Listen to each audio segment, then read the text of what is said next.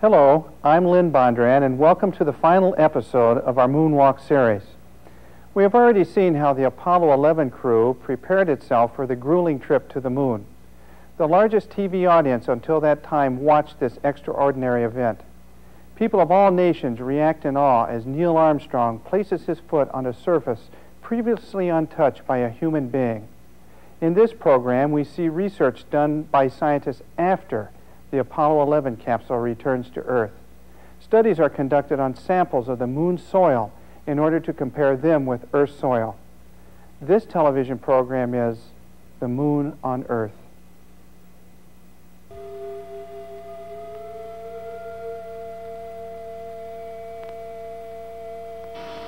Alone, 45 miles above the moon's surface, Michael Collins completed an orbit every 2 hours. He listened to the progress of the moonwalk and awaited the moment when his companions on the surface would lift off to rendezvous with him.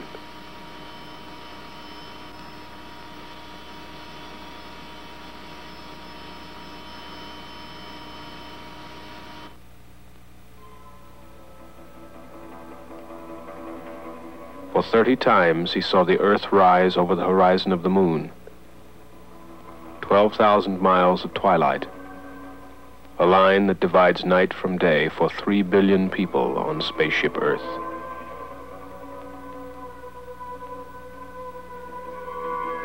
It is good to see the whole Earth. To see the Earth whole.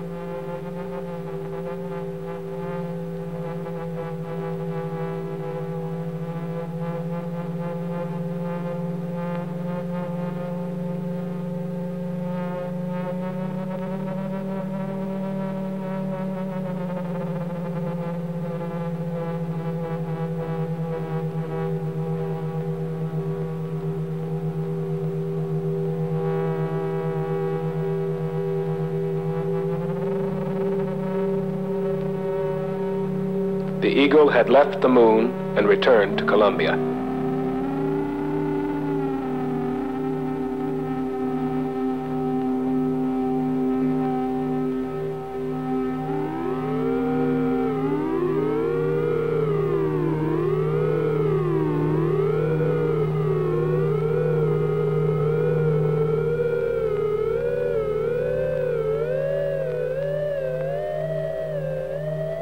Within this strange ship, 2 astronauts and a treasure. Triple-sealed vacuum boxes of rocks and soil from the surface of the moon.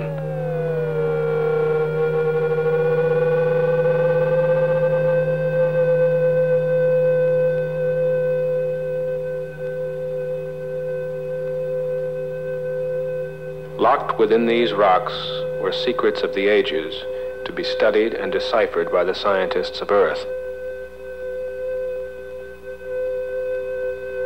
The age of the moon. The age of the sun. How the moon was formed.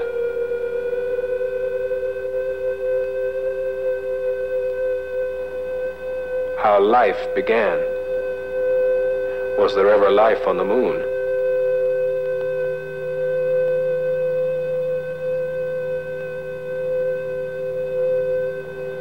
Was the moon once molten and volcanic, or has it always been cold and dead? Was it once part of the Earth? Or was it a wandering planet captured by the Earth eons ago?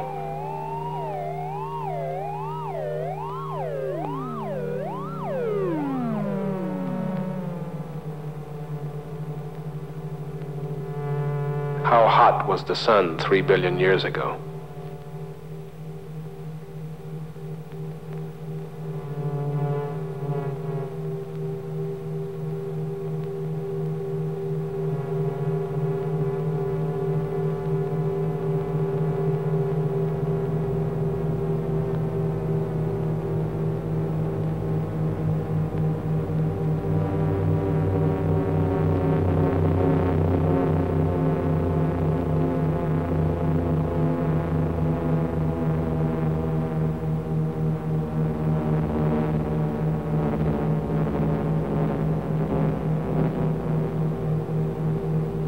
When Armstrong and Aldrin, with their precious load of moon rocks, had transferred to Columbia, the faithful Eagle, its task completed, could be cut adrift.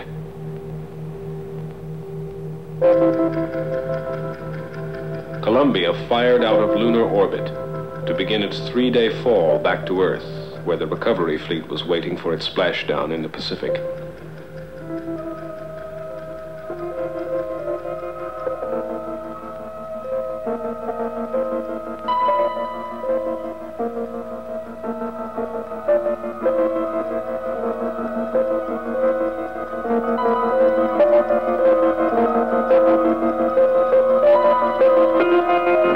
Apollo 11, Houston, with a little recovery force information, over. Go ahead. Roger, the Hornet is on station, just far enough off the target point to keep from getting hit. Recovery 1, the choppers... July 24th, the Hornet was on station, and the President of the United States was aboard. Re-entry into the Earth's invisible atmosphere carries with it one of the most critical moments. Traveling nearly 25,000 miles per hour, the command module can miss the angle of re-entry by only several degrees and disintegrate into flames, or bounce off into space, never to return. Velocity 33,000 feet per second. 35,000 feet per second now. 36,000 feet per second. We're at entry time. There's blackout.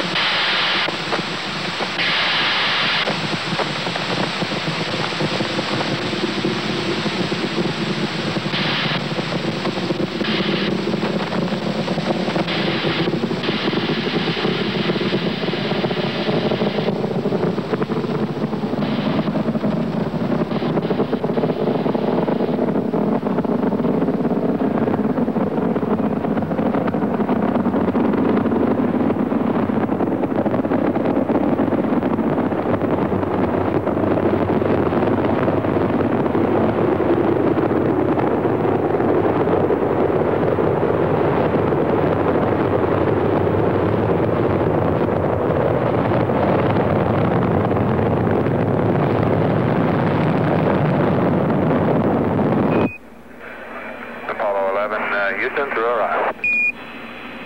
Apollo 11, Houston, through arrival. Apollo 11, Houston, through arrival 4. Hornet reports a sonic boom a short time ago. Apollo 11, Houston, in the blind, Airboss has a visual contact. Apollo 11, Houston, through Araya, standing by. Over. Strokes.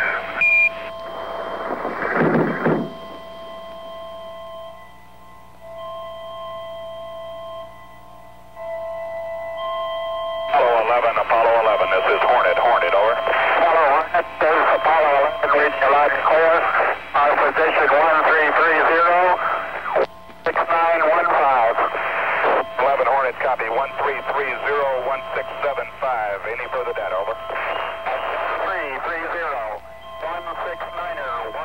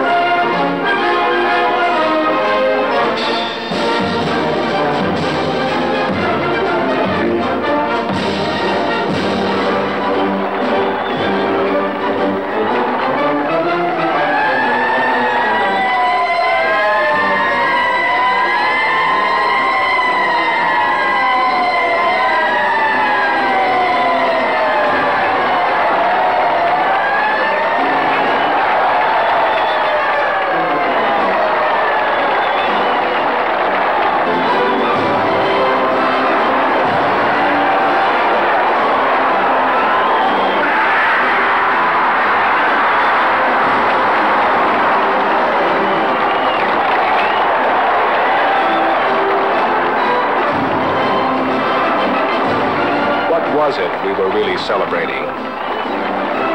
Three men who had done what no man before had done.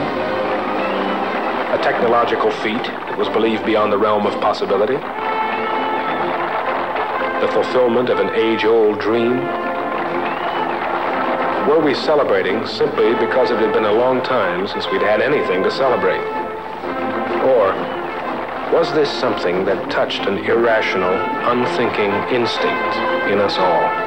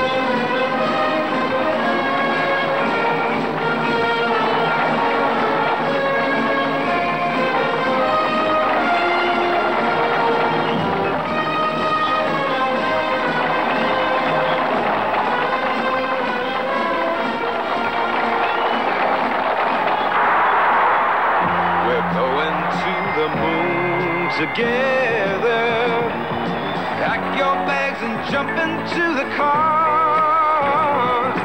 Gonna take a trip to tell you where you are. Goodbye, mother. So long, mother. So long, mother. Goodbye. Goodbye, mother. So long, mother. So long, mother. So long, mother Earth.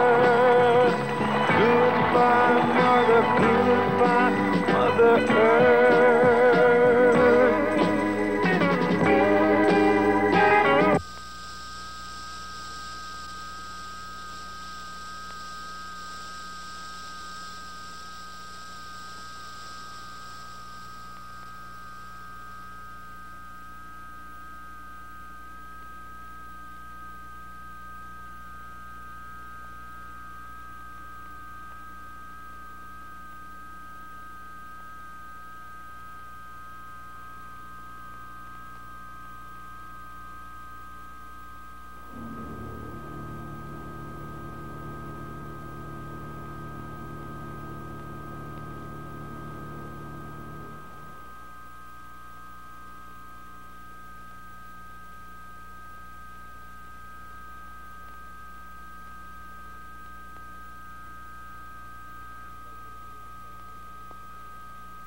The treasure of the ages. Stones from across the night.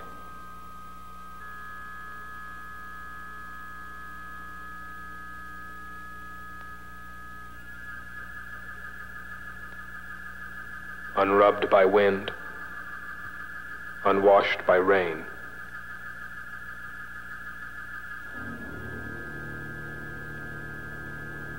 Scattered on tranquility.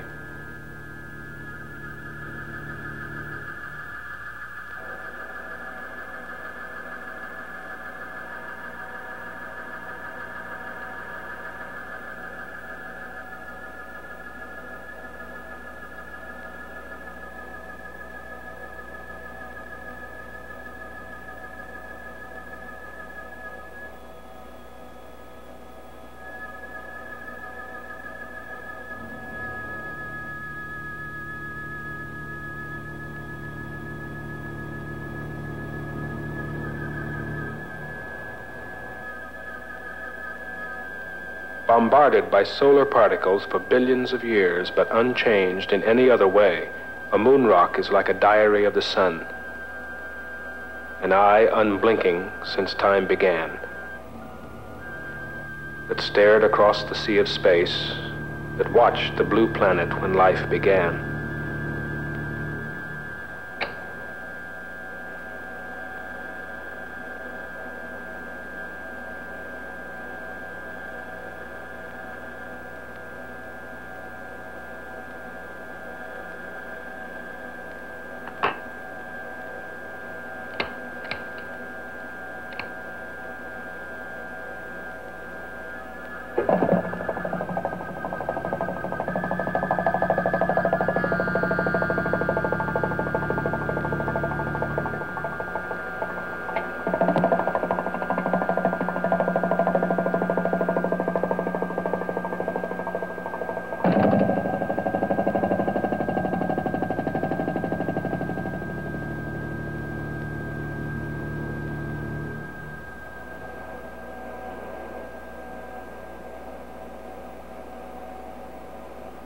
Remembered in these rocks are ancient sunspots, solar flares, solar storms whose fiery arms reached out 1,000,000 miles.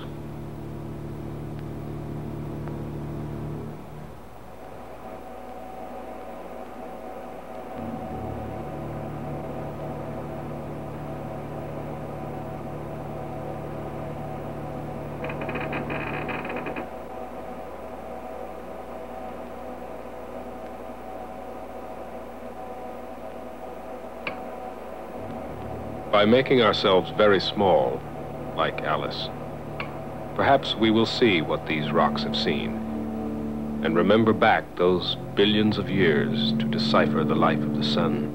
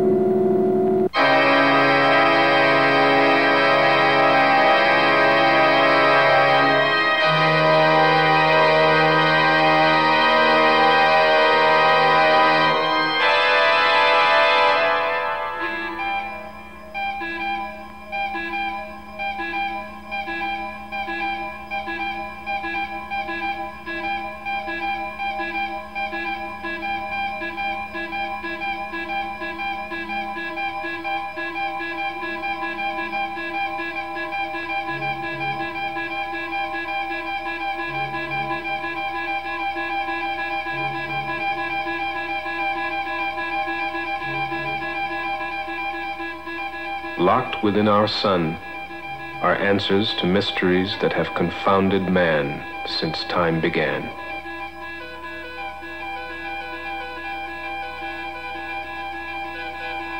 We have reached out with our telescopes.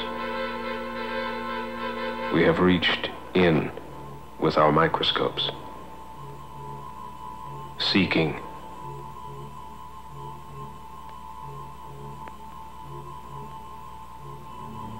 What is the source of life?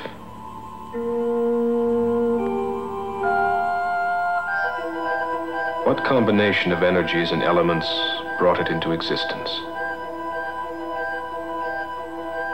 What is the relationship between the non-living and living things?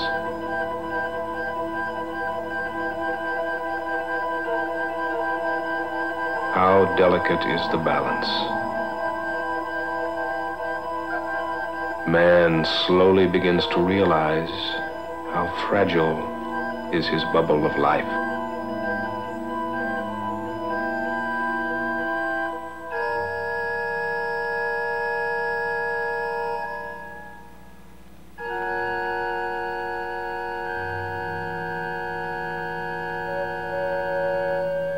Ours is one sun, in a sea of suns more plentiful than all the grains of sand on all the shores of all the seas of planet Earth.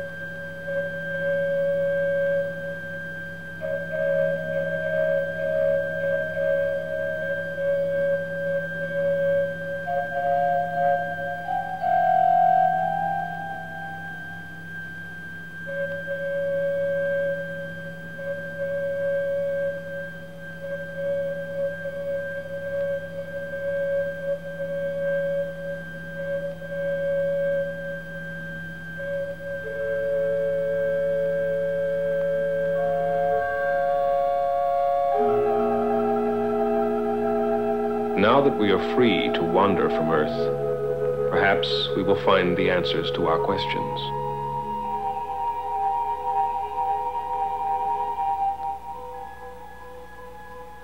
Someday we may know where we've come from, where we're going.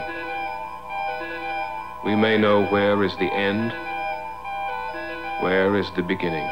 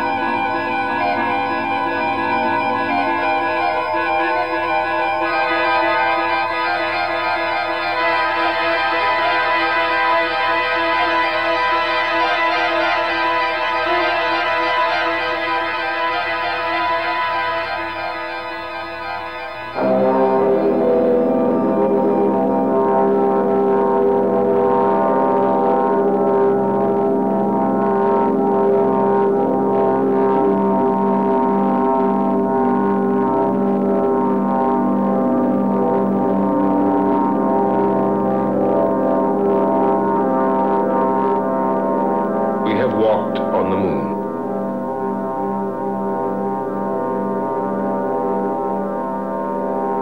We open our minds to the universe.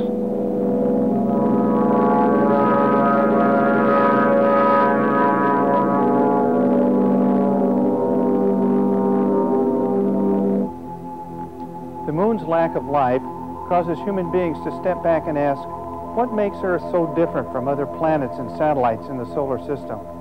The Apollo 11 flight makes us realize that life's existence depends upon the resources of this planet. Much more is to be learned about the moon's harsh environment from following Apollo missions. The last flight will take place in December of 1972. Someday human beings will once again return to the moon, that time perhaps to establish a more permanent settlement. I'm Lynn Bondurant.